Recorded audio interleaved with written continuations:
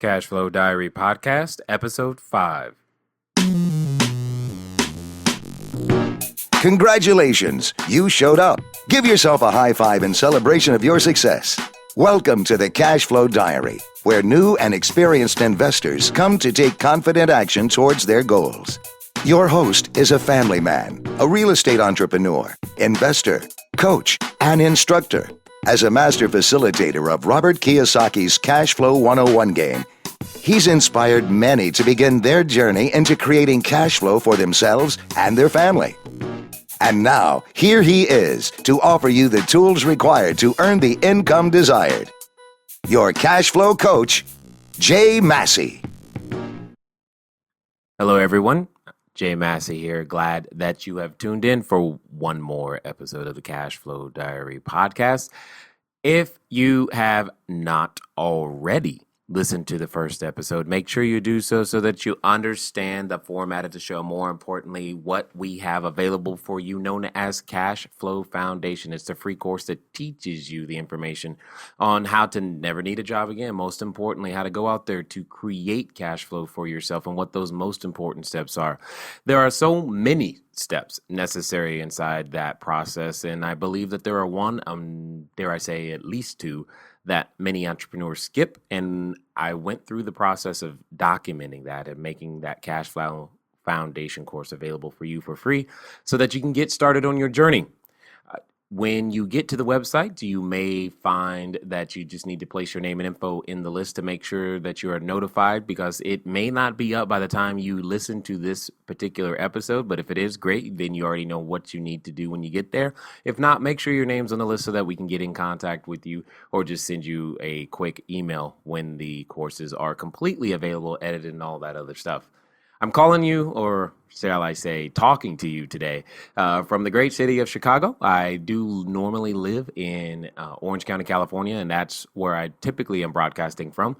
But this particular past weekend, these past 4 or 5 days or so, I've been out here in the Chicagoland area helping some investors understand, the finer points, if you will, of real estate investing. And it's been an absolute amazing time. And I'm also looking forward in the coming week, headed to the Atlanta area to do the exact same thing, just teaching more and helping more individuals understand and how to develop their cash flow and using real estate as the background, but also as business as well. Today, we have a cash flow quote. That quote is simply, though negotiations are... Okay, let's start that over. Though negotiations are a rough game, you should never allow them to become a dirty game. Once you've agreed to a deal, don't back out of it unless the other party fails to deliver as promised. Your handshake is your bond. As far as I'm concerned, a handshake is worth more than a signed contract. As an entrepreneur, a reputation for your integrity is your most valuable commodity. If you try to put something over on someone, it will come back to haunt you. Who do you think said that? Victor K. Kiem. He was an American entrepreneur and probably most popularly known for being the owner of the New England Patriots football team. I just find it interesting that, many entrepreneurs have some of the same things going through the themes of their business, no matter whether you own a football team or whether you own, your own pieces of real estate or whether you own a nail salon. It doesn't matter. The point is as in the process of developing cash flow, some things are just absolutely necessary. And as you can see from this particular quote, one of those things is integrity, period. Handshake, not a signed contract. A handshake was that important to this particular gentleman, and I understand it. The title of this particular episode is You're Being Lied To. It's 3 things that you are likely basing your life on that you have no clue are affecting you, and I just want to share some light on them. Before we get to that, though, I want to make sure that I answer yet another question. Thank you for those of you who are sending in questions or asking me questions when you see me. I definitely appreciate that. This particular question was, how did you do that first deal? I mean, for those of you, if you listen to the first episode, you understand the story, but how did you do the first deal with no money, no credit, etc.? And I started out my real estate career, for those of you who may not know, is as a wholesaler. Basically, you acquire properties at a discount, you sell them at a discount, single family houses. And that's how you start. That's how I chose to start. And there are two basic concepts necessary to be able to figure that out. Is that you must understand the difference between owning something and controlling something for wholesaling to work for you. And that's one of the first concepts that I was trained in that helped me to understand, how to be able to transact a wholesale transaction. Because, see, in general, with a wholesale transaction, what you're doing is that you are acquiring control of a property. You're not necessarily buying the property, but you're acquiring control of the property in such a way that you have the ability to then sell the control. So step one is to acquire control, and then step two is to sell the control. Once you've sold the control, typically you are done with the deal. That's it. And understanding how to do that is the key. One of the basic concepts is when it comes to acquiring or getting control over a property and then selling control is just to understand value. For example, inside of the wholesaling world, you have three basic customers. Sometimes that customer is a retail customer, meaning that they want to live there.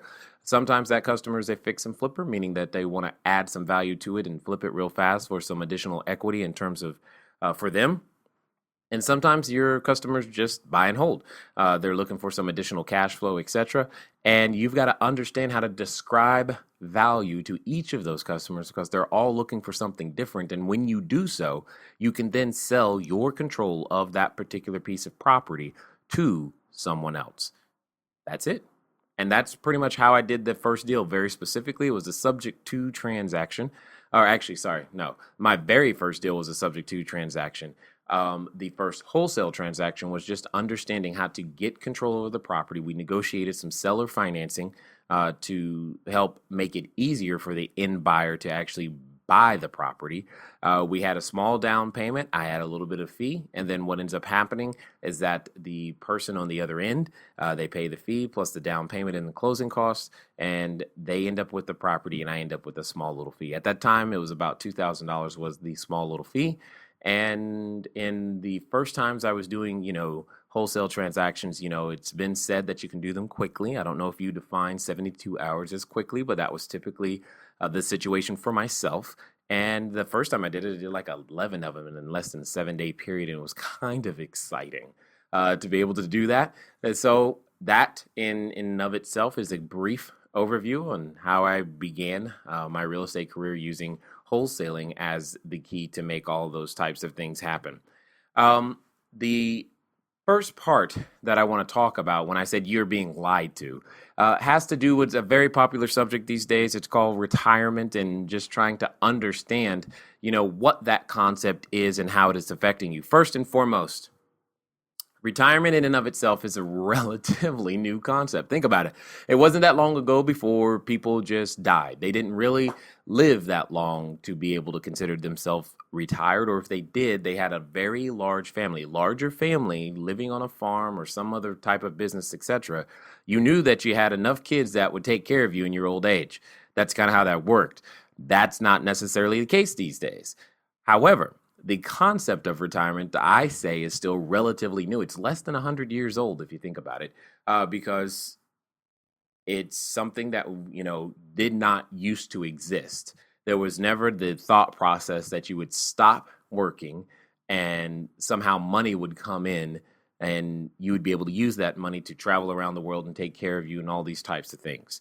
These options just were not available. So this is a relatively new concept for the population as a whole, in my opinion. And I think we're still trying to get a handle on it, on how to make it happen. And here's the fundamental challenge that I have with the way that, retirement is taught these days.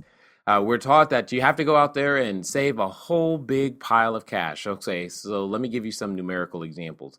Let's just say that for the sake of this discussion, you say to yourself, you know what I would love to do is I'd love to be able to have enough money come in that covers all of my expenses without having to work.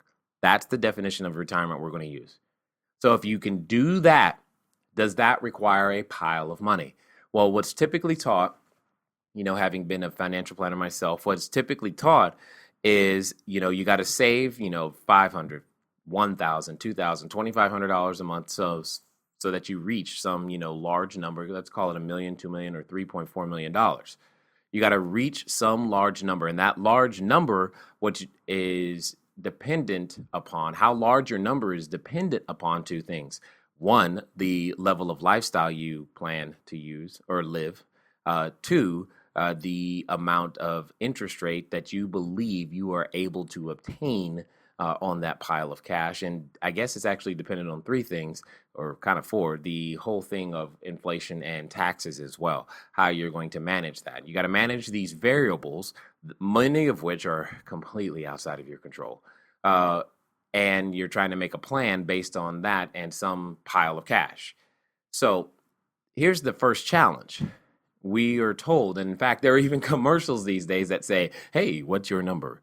My number is this." And you've got the people on the screen carrying around some, fictitious number under their arm, and they're saying, "Yeah, my number's, 1 million, my number's 2 million, my number's 3 million." Okay, for the sake of this discussion, let's say that you determine, based upon today's dollar value, what you could do is that you could live on, keywords, live on comfortably $10,000 a month based upon today's dollar value. So you need $10,000 a month coming in without working, and you would then be able to call yourself retired. If you can figure that out, then great. So just continue with this example. What that means is that an average interest rate of 3.49%, and assuming inflation is also the same, so it matches. And by the way, that we're not including any sort of tax calculation. So right now, tax is 0. Okay. So you've got no tax on your income, and you're earning 3.49%, and inflation is also 3.49%. In order to make this situation work, what that means is that if you plan on living for at least 20 years in this state of retirement, you would need to have $3.4 million at your disposal.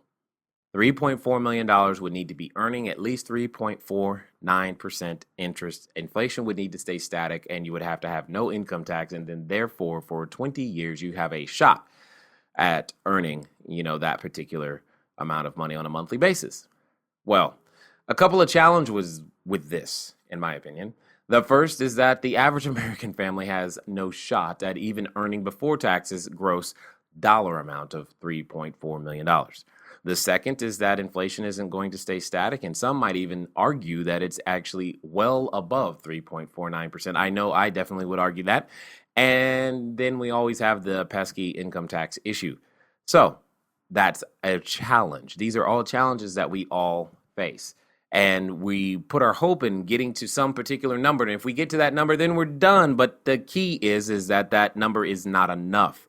And more importantly, and even worse, is that it's not inflation adjustable. Typically, the instruments that we're given or told to use to reach these supposed nirvana.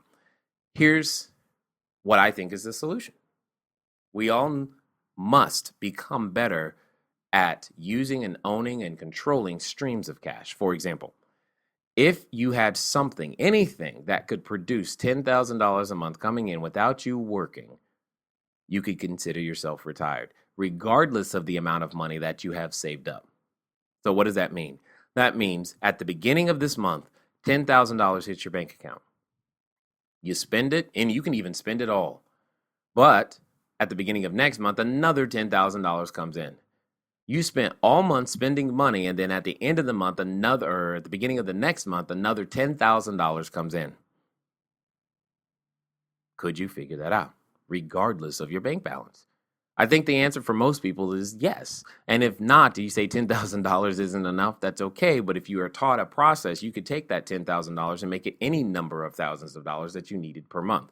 That's all I'm trying to say. I'm trying to illustrate a process and an understanding. Well, understanding that means you agree with me. A stream of income is what's necessary, regardless of your bank balance. That's the key. We're often taught, and here's the key right here. We're often taught that we have to own something, when the truth is it's better for us to control it. Many people, myself, I'm not one of these people. I wasn't gifted with this whole bit of musical ability to create songs that could play on the radio. But think about those individuals just for a small second. Once they've created, I'm going to call that intellectual property, and that intellectual property continually plays and plays and plays and plays over and over and over again, they continue to receive some form of compensation for that. They have some ownership and or control inside that particular asset. But, well, what happens when the person who created it goes away? Well, that control of the asset passes to someone else. And when that control of the asset still passes to someone else, now they're the one who gets paid. And my challenge is that most of us, we weren't taught between kindergarten and 12th grade how to control an asset so that we can continually get paid. And actually then with that income, finally go do something that really matters, whatever that might be. For each person, what really matters to them is something completely different. But some people get to do that.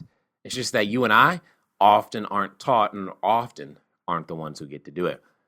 And this is the first lie. We're told that we have to save, some really, really large amount of number. We're told that we have to work hard and get a second job or a third job or something of that nature to try to save and live below the means. I'm not advocating that you spend more than you earn. That's not what I'm saying. What I am saying is that we're taught ideas on what to do with the money that currently don't fit the economic situation that most of us find ourselves in. Just a thought, just an idea I submit for your acceptance. Okay, let's go over to our cash flow question from last week. Last week, the question was, what do the letters CCR and ROI usually mean? What do the letters CCR and ROI usually mean? Well, some of you got it right. You know that those letters mean cash on cash return or return on investment. It's simply a measure of the actual dollars in and dollars out. It's a ratio. How many dollars out did you get compared to the dollars that you actually put in over a 12-month period? What was that? The physical dollars received, and that percentage or that ratio multiplied by 100 gives you a percentage of your return on investment or cash on cash return. This week's question, designed to increase your financial knowledge, is, what is the term many real estate investors use when describing their mortgage payment? There's a specific term that I'm looking for that real estate investors tend to use when describing their mortgage payment. It's 2 words, for those of you wondering, and it's a very specific term that's usually used when describing their mortgage payment. Okay, that's our cash flow question. Let us continue with our main topic. Here's another thing, just another thing that I want to submit to you that I think is interesting. And dare I say, you're being lied to in this one as well. Because we're told to go to school, get good grades, and get a job. You've heard that one before, right? We're told that job is supposed to take care of us and supposed to set us up for the future. The question is whose future? We were never told that part, but it is supposed to set us up for the future. We're supposed to earn, spend less than we earn, buy our, White House or a house with a 2-picket fence and have 2.5 kids, etc., and go on about our merry way. And when it's all said and done, yay, things will be there for us. Traditional education, and here's the lie. The traditional education system is not designed, it's not by design there to make you wealthy. It's not in any way. It's not designed for your best interest or best benefit all the time. We must learn to take more responsibility. Therefore, dare I say, self-education. That's one of the reasons I love podcasts. And the fact that we have this, we'll call it free media exchange, where it's uncensored. You just have the ability to, if you're bold enough to go out there and say something and post it online, you can. And hopefully people will listen. And if not, no big deal. At least you did your part. So we've got a whole lot more self-education. See, job, you can live. But self-education can help you create and make a fortune, earn it, own it, protect it, etc. And that's where podcasts like the Cashflow Diary come from. That's where the website, cashflowdiary.com, comes from. All of these things are things that are there and designed to help, individuals begin that journey and create and sustain the thought processes and everything else that's there to make it happen. Traditional education ends up in a job. Self-education ends up with a fortune. See, profits are better than wages. Profits are better than wages. Oftentimes when individuals, I know myself, I went through this, I can remember thinking, man, if I let go of this job, how can I have a quote unquote steady paycheck, right? You remember those words, steady paycheck? Some of us have found out recently that our paychecks still aren't steady, right? And here's what I'm going to say. The only reason your income in your business isn't steady is because you are not steady. If you put forth consistent effort in your business and you offer something that's of value, your income will be steady. It produces ratios. You'll be able to do things and understand them predictably once you do that.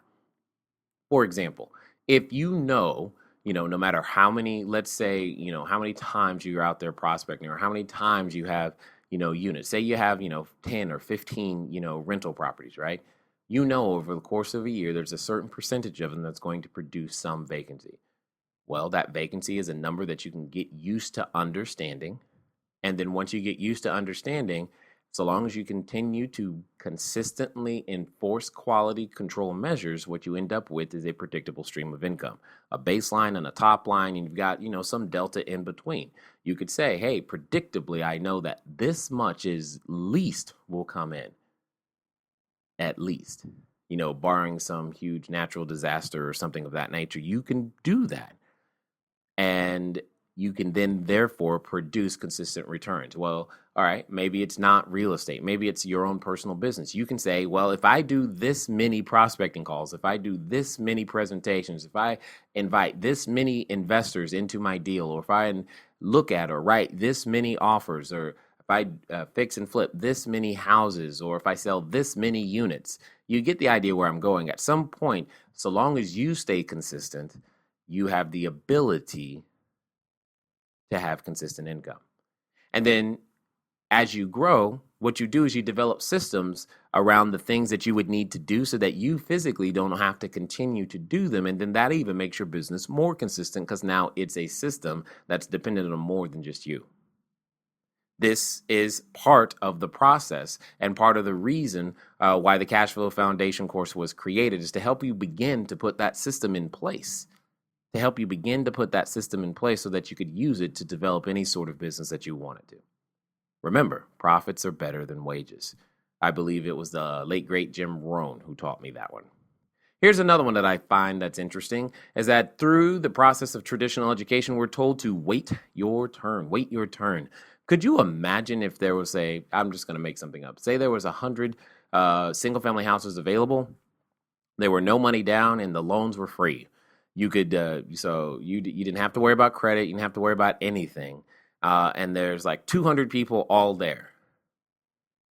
What on earth means or says that you have to wait your turn? That doesn't mean some people don't get any. What ends up happening is that some people get more than others because they're not waiting their turn. They're not waiting, saying, please, by all means, you go first.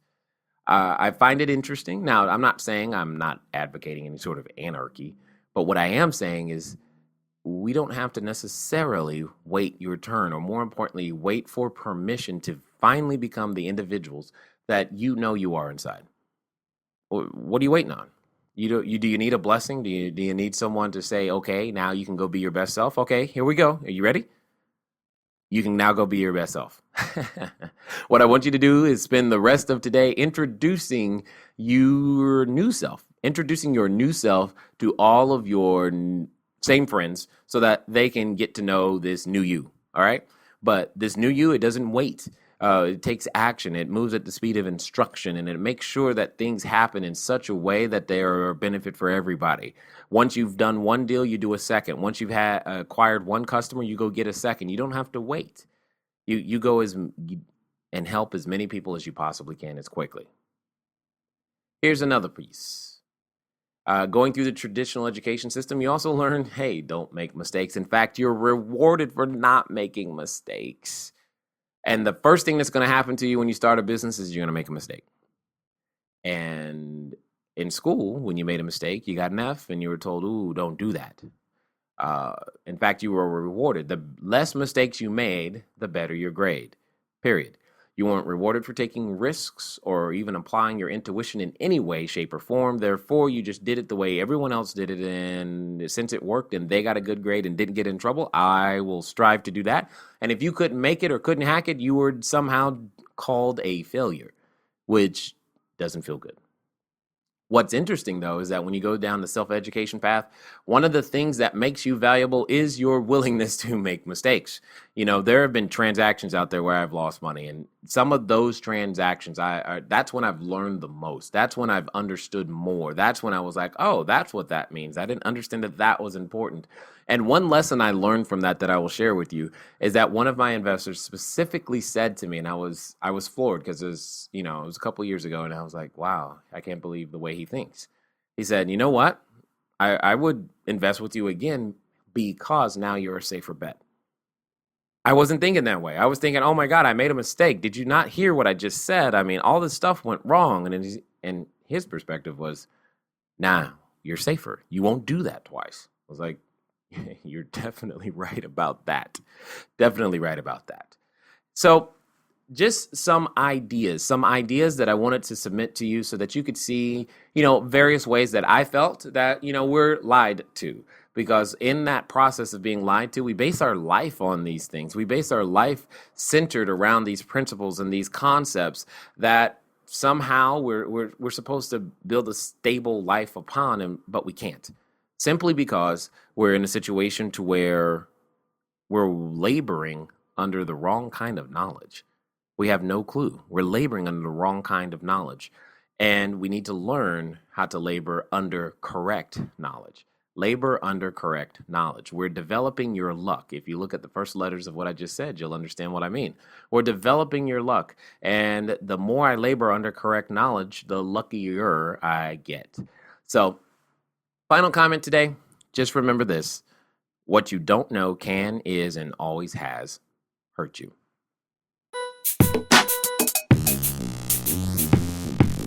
Thank you for investing your time with Jay Massey and the Cashflow Diary. When you have a moment, please visit iTunes and leave a positive comment about the show. And go now to our website, cashflowdiary.com, to take advantage of our free business building course, Cashflow Foundation. Gain the knowledge, understanding, and skill that will teach you how to never need a job again.